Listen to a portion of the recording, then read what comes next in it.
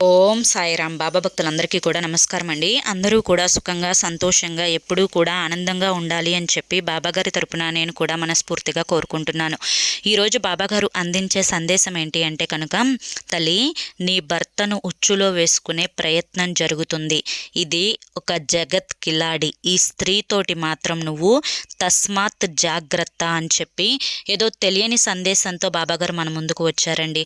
మరి బాబాగారు ఏ సందేశం అందించినా కూడా అది మన మంచి కోసమే, మన భవిష్యత్తు కోసమే అని చెప్పి మనందరికీ కూడా తెలిసిన విషయమే కదా.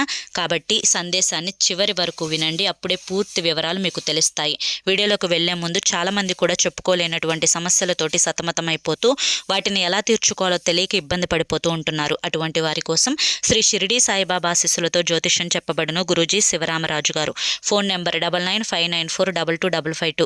మీరు ఇప్పటి వరకు ఎన్నో చోట్ల జ్యోతిష్యం చెప్పించుకొని మీరు ఆశించిన మార్పులు మీ జీవితాలలో జరగలేదని చెప్పి బాధపడి ఉంటారు. కానీ ఇక్కడ అస్సలు అలా జరగదండి.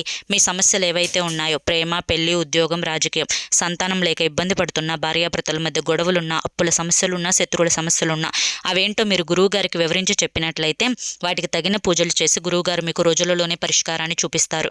గురువుగారు చెప్పింది చెప్పినట్లు 100కు 1000% జరుగుతుంది. నమ్మకంతో స్క్రీన్ మీద కనిపిస్తున్న నెంబర్కి కాంటాక్ట్ అవ్వండి.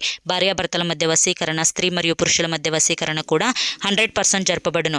ఎటువంటి సంతాన సమస్యలకైనా కానీ గురువుగారి దగ్గర చక్కటి పరిష్కారం అనేది దొరుకుతుంది. మాకున్నటువంటి ఎన్నో రకాలైన సమస్యలను గురువుగారు రోజులలోనే పరిష్కరించారండి. మీరు చివరి ప్రయత్నం అని మీ యొక్క కష్టాల నుంచి బయటపడే మార్గం ఇది అనుకుని భావించి ఈ స్క్రీన్ మీద కనిపిస్తున్న నెంబర్కి అయితే ఒక్కసారి కాంటాక్ట్ అవ్వండి. మీకున్నటువంటి ఏ సమస్య అయినా కానీ గురువుగారు తనకున్నటువంటి 50 సంవత్సరముల అనుభవంతో చిటికెలో తీరుస్తారు. ఎంతోమంది కుటుంబాలకు సంతోషాలకు కారణమైన గురువుగారండి ఇతను. మీరు కూడా వెంటనే కాంటాక్ట్ అవ్వండి. ఇక ఆలస్యం చేయకుండా బాబాగారి యొక్క సందేశం ఏంటో తెలుసుకుందాం. తల్లి, ఎప్పుడైనా కానీ ప్రతి స్త్రీ కూడా తన భర్త తనకి మంచి చేయాలి అని చెప్పి, అలాగే తను చెప్పినట్లుగా వినాలి అని చెప్పి, నలుగురిలో విలువగా ఉండాలి, గౌరవంగా ఉండాలి, తన భర్తకంటూ కూడా సంఘంలో ఒక గుర్తింపు అనేది ఏర్పడాలి, చాలా తెలివిగా ఉండాలి అనే కోరుకుంటుంది. కానీ అందరికీ కూడా ఇటువంటి పరిస్థితులు అనేవి ఎదురవ్వవు. చాలామంది స్త్రీలు కూడా తమ భర్త విషయంలో ఈ కారణాల వల్లనే బాధపడుతూ ఉన్నారు. అయితే అసలు ఆ కారణాలు ఏంటి, ఎందుకు బాధపడుతున్నారు అని చెప్పి తెలుసుకోవాలి అంటే కనుక, బిడ్డ, ఇప్పుడు ఎవరి గురించో నేను చెప్తున్నాను అనుకొని నువ్వు భావించవద్దు. నేను చెప్తున్న సందేశం ఏదైతే ఉందో అది కేవలం నీ కోసం మాత్రమే చెప్తున్న సందేశం. ఈ సందేశంలో ఉండే ఆంతర్యాన్ని జాగ్రత్తగా గమనించు. జాగ్రత్తగా నువ్వు దాన్ని మెదడులోకి ఎక్కించుకునే ప్రయత్నం చేయి. ఎందుకంటే ఇప్పుడున్న సమాజంలో స్త్రీలు అందరూ నీలాగే ఉంటారు అని చెప్పి అనుకోకూడదు. ఎందుకంటే చాలామంది కిలాడి స్త్రీలు ఉన్నారు. ఇక్కడ స్త్రీ అంటే ఆదిశక్తితోటి సమానం. స్త్రీకి గౌరవాన్ని ఇవ్వాలి, స్త్రీకి మర్యాదను ఇవ్వాలి. కానీ కొంతమంది స్త్రీలు మాత్రం ఎదుటి వారి యొక్క కుటుంబాల మీద పడి ఏడవటం, ఎదుటి వారి యొక్క పతనం కోసం ఆశపడుతూ కూర్చోవడం, ఎదుటి వారి యొక్క డబ్బులను నాశనం చెయ్యాలి అని చెప్పి కూర్చోవడం, ఎదుటి వారి యొక్క ఎమోషన్స్ తోటి ఆడుకోవడం, ఇటువంటివన్నీ కూడా చేస్తూ ఉంటారు. ఇప్పటి రోజుల్లో ఇటువంటి స్త్రీలు ఉండటం చేతనే సమాజం అనేది చాలా వరకు కూడా భ్రష్టు పట్టిపోతుంది. ఒక స్త్రీయే మరొక స్త్రీకి శత్రువుగా మారుతుంది. ఒక స్త్రీ పడే కష్టాలు, బాధలు, సమస్యలు, భర్త నుంచి ఎటువంటి కష్టాలను ఎదుర్కొంటుందో మరొక స్త్రీకి తెలిసినప్పటికీ కూడాను, నేను సంతోషంగా ఉన్నాను కదా, నేను సేఫ్గా ఉన్నాను కదా, అవతలి వారు ఎలా పోతే నాకెందుకు అని చెప్పి ఒక రకమైన విషపూరితమైన ఆలోచనలతోటి ఎదుటి వారి యొక్క చెడును, నాశనాన్ని కోరుకుంటూ ఉండే స్త్రీలు చాలామంది కూడా ఈ సమాజంలో ఉన్నారు. స్త్రీ మాతృత్వంతో సమానం. అయినప్పటికీ కూడాను ఇది అందరి స్త్రీల గురించి చెప్తున్న మాటలు కాదు. ఎవరైతే ఎదుటివారి యొక్క నాశనాన్ని, ఎదుటివారి యొక్క కుటుంబంలో ఎదుగుదల ఉండకూడదు అని చెప్పి కోరుకునే వారిని, ఎదుటి వారిని ఒక రకంగా, వారి యొక్క కుటుంబాన్ని ఒక రకంగా, ఒక కడుపున పుట్టిన పిల్లలని కూడా ఒకరిని ఒక రకంగా, మరొకరిని మరొక రకంగా చూసే స్త్రీలు ఇప్పటి రోజుల్లో చాలామంది కూడా ఉన్నారు. అటువంటి వారు ఎవరు అనేది ఆ యొక్క అంటే నిండా మునిగిన వాడికే చలి విలువ ఏంటో తెలుస్తుంది అన్నట్లుగా, ఒడ్డున కూర్చున్న వాడికి ఆ చలేంటో అర్థం కాదు అన్నట్లుగా, బాధలు పడని వారికి ఈ యొక్క బాధల గురించి అర్థం కాదు. ఎవరైతే ఈ యొక్క సుడిగుండంలో మునిగి వీళ్ళేంటి మమ్మల్ని చూడటం లేదు, వీళ్ళ కడుపునే కదా మేము కూడా పుట్టింది, మా మీద ఎందుకు విషాన్ని చూపిస్తున్నారు, మా భార్యలను ఎందుకు ఒక రకంగా చూస్తున్నారు, అవతలి వారిని, వారి తోడుగా వచ్చిన వాళ్ళని ఎందుకు మరొక రకంగా చూస్తున్నారు, మా అన్న బిడ్డలను లేదా మా తమ్ముడు బిడ్డలను ఎంతో చక్కగా నా తల్లిదండ్రులు చూస్తున్నారు, నా కడుపున పుట్టిన పిల్లలని మాత్రం మరొక రకంగా చూస్తున్నారు, అసలు ఇదంతా ఎందుకు జరుగుతుంది అని చెప్పి చాలామంది కూడా వారి యొక్క మనస్సుని నరకయాతన చేసుకునేటువంటి కొడుకులు కూడా ఈ రోజుల్లో ఉన్నారు. ఇదంతా కూడా నేను ఎందుకు చెప్తున్నాను అంటే కనుక, బిడ్డ, ఎప్పుడైనా కానీ ఒక తల్లికి 2 బిడ్డలు పుడితే ఆ 2 బిడ్డలని కూడా నవమాసాలు మోసి పేగు తెంచుకొని ఎంతో అల్లారు ముద్దుగా కని పెంచి బిడ్డలని పెద్ద చేసిన తర్వాత ఆ బిడ్డల విషయంలో ఒకరి మీద స్వార్థం అనేది ఎందుకు వస్తుంది, మరొకరి మీద ప్రేమ అనేది ఎందుకు కలుగుతుంది అనేది కేవలం ఆ యొక్క తల్లి మనసుకి మాత్రమే వదిలేసేయాలి. ఎందుకు అంటే కనుక ఇక్కడ నీ జీవితంలో జరుగుతున్నది కూడా అదే. ఎందుకు అంటే ఎవరైతే నీ యొక్క మెట్టింటి వాళ్ళు ఉన్నారో వారు నిన్ను ఒక రకంగా, నీ తోడు కోడల్ని ఒక రకంగా చూస్తూ ఉన్నారు. అలాగే నీ బిడ్డల్ని ఒక రకంగా, వారి బిడ్డలని ఎంతో ప్రేమగా, అపురూపంగా చూస్తూ ఉన్నారు. ఇక్కడ వారి బిడ్డలని చూసే విషయంలో నువ్వు ఎప్పుడూ కూడా తప్పు పట్టలేదు. అలాగే నిన్ను చూడలేదు అని చెప్పి ఎప్పుడో కోపం వచ్చినప్పుడు, ఆవేశం వచ్చినప్పుడు తప్ప మిగతా విషయాలలో చాలా వరకు కూడా నువ్వు సర్దుకుపోతూనే వస్తున్నావు. ఏది ఏమైనప్పటికీ కూడాను నీ యొక్క మంచితనాన్ని అమాయకత్వంగా మార్చుకొని అలుసుగా చూసుకుంటూ ఎక్కడికక్కడ నీ యొక్క పతనాన్ని, నీ యొక్క కుటుంబ పతనాన్ని మాత్రమే వారు చూస్తూ ఉన్నారు. ఎప్పటికప్పుడు ఏవైతే కర్మ అనేది ఉంటుందో ఆ కర్మ అనేది వారిని వెంటాడి వేధిస్తున్నప్పటికీ కూడాను వారు చేస్తున్నటువంటి తప్పును గ్రహించకపోవడం చాలా విశేషం. ఇక్కడ నీ భర్త ఎవరైతే ఉన్నారో తమ యొక్క తల్లికి కానీ, తమ యొక్క తండ్రికి కానీ, వారు నన్ను చూసినా చూడకపోయినా కానీ నేను నా తల్లిదండ్రులకు ఇచ్చే విలువని ఇస్తాను, నా తల్లిదండ్రులకు చూపించే ప్రేమను చూపిస్తాను, నా తల్లిదండ్రులకు నేను ఇచ్చే గౌరవాన్ని ఇస్తాను, ఎక్కడా కూడా వారి యొక్క విలువను తీసివేయడం కానీ, వారి యొక్క పరువుని తీసివేయడం కానీ నా కంఠంలో ప్రాణం ఉండగా జరగనివ్వను. అలాగే నా తోబుట్టువులు నాకు అన్యాయం చేసినా, నేను ఆపదలో ఉన్నప్పుడు నన్ను ఆదుకోకపోయినా, నాకు కష్టం వచ్చినప్పుడు 1 రూపాయి అనేది వారు సహాయం చేయకపోయినా కానీ నేను మాత్రం వారి యొక్క ప్రేమను, అలాగే వారితో నాకున్నటువంటి రక్త సంబంధాన్ని మాత్రం కలలో కూడా దూరం చేసుకోను. నా బాధ్యత ప్రకారంగా ఏది ఎక్కడ ఎప్పుడు నిర్వహించాలో అది సక్రమంగా నేను నిర్వహిస్తూ వెళ్తాను. పాపం పుణ్యం భగవంతుడే చూసుకుంటాడు, ఇక్కడ ఎవరి కర్మలు వారే అనుభవిస్తారు అని చెప్పి నువ్వు ఎప్పటికప్పుడు వారి గురించి తెలిపే ప్రయత్నం చేసినప్పటికీ కూడాను అతనిలో ఇదే మాటని మనసులో పెట్టుకొని వారికి ఏ సహాయం కావాలి అన్నా కానీ ఒక అడుగు ముందే ఉంటున్నారే తప్ప నీ మాట విని ఎక్కడా కూడా దూరం తగ్గే ప్రయత్నం అనేది చేయడం లేదు. ఇక్కడ పూర్తిగా నీ మనసుకి కలుగుతున్నటువంటి బాధ ఏదైతే ఉందో మమ్మల్ని అవసరాలకు మాత్రమే వాడుకుంటున్నారు, అవసరం తీరిపోయిన తర్వాత మమ్మల్ని కూరలో కరివేపాకు తీసివేసినట్లుగా తీసివేస్తున్నారు అని చెప్పి ఏదైతే నీ యొక్క మనసులో భావన ఉందో అది 100% సత్యం.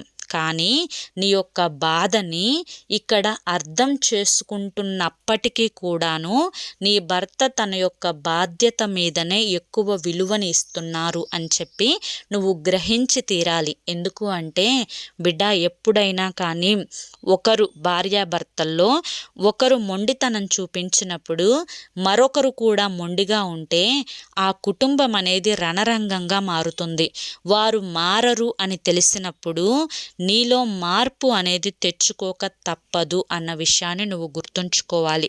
బిడ్డ, ఏది ఏమైనప్పటికీ కూడాను ఇక్కడ నువ్వు కానీ నీ భర్త కానీ నీ కుటుంబం కానీ ఎవ్వరికి ఏ అన్యాయం చేయడం లేదు. వీలైనంత వరకు కూడా సహాయమే తప్ప ఎవరి నుంచి ఏ సహాయం కోరుకోవడం లేదు.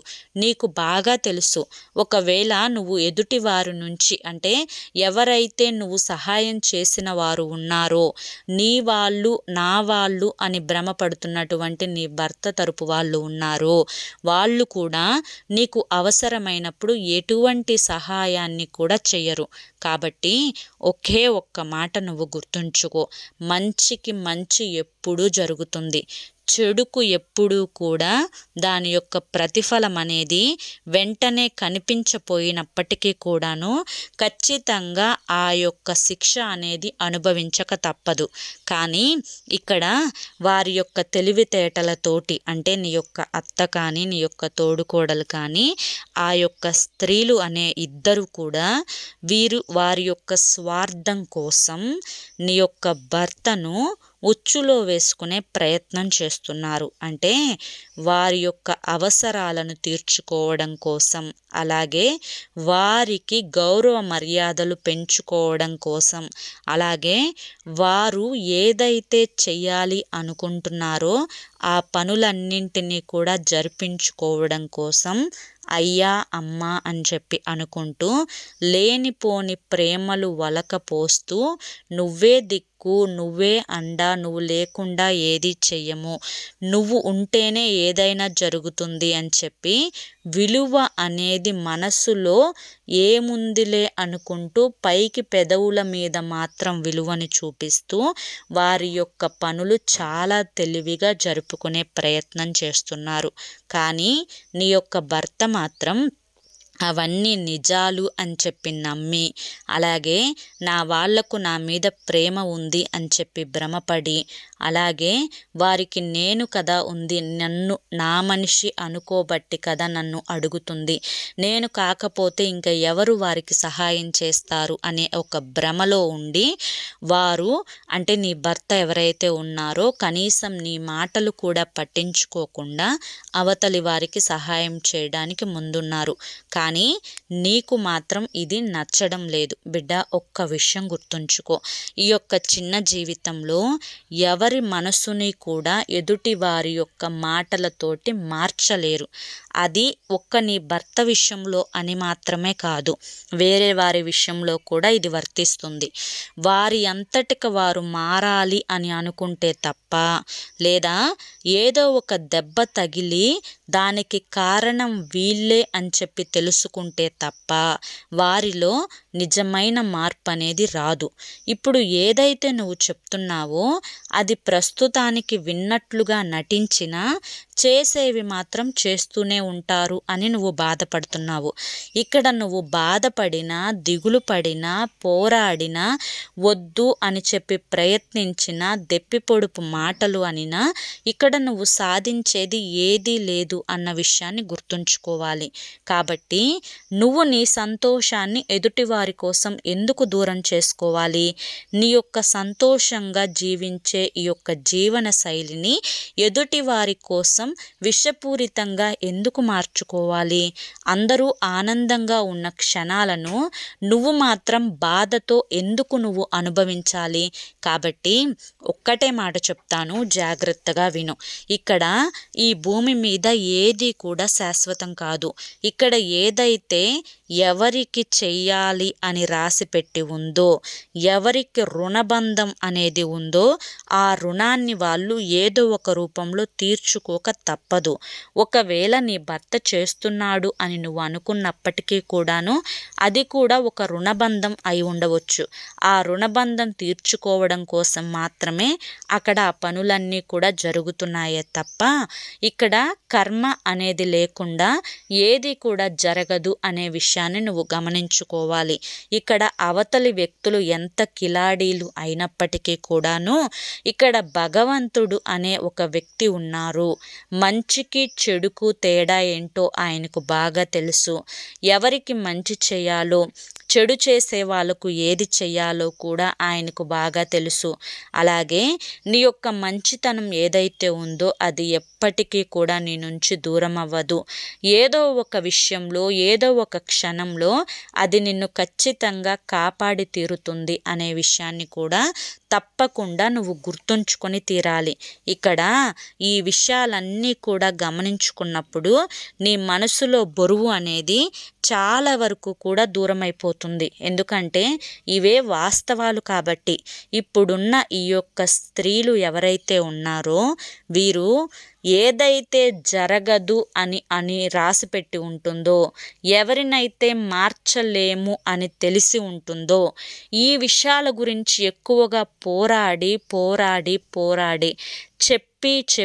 చెప్పి అలసిపోయి వారి యొక్క జీవన శైలిలో లేనిపోని కష్టాలను, బాధలను తెచ్చుకుంటున్నారు. అలాగే వారికి మనశ్శాంతిని దూరం చేసుకుంటున్నారు. లేనిపోని టెన్షన్లు, దిగుళ్ళు తెచ్చుకొని అనవసరంగా సంతోషకరంగా గడపవలసిన వారి రోజులను వారు అనవసరంగా బాధాకరంగా మార్చుకుంటున్నారు.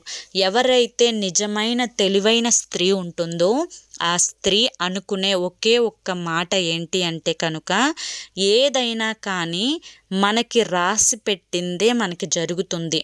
మంచికి మంచే జరుగుతుంది, చెడుకు ఖచ్చితంగా శిక్ష అనేది పడుతుంది. ఇక్కడ మన మాటలతోటి ఎవ్వరిని కూడా మార్చలేము. మన యుద్ధాలతోటి, మన పోరాటాలతోటి ఎవ్వరిలో కూడా మార్పు తేలేము. ఒకరిని సంతోష పెట్టాలి అని చెప్పే ప్రయత్నంలో ఎవరైతే ఉంటున్నారో వారు వారి యొక్క స్వార్థం కోసం ఆ పని చేస్తున్నారే తప్ప నిజంగా వారి మనసులో ప్రేమ ఉండదు అనేది గుర్తుంచుకోవాలి.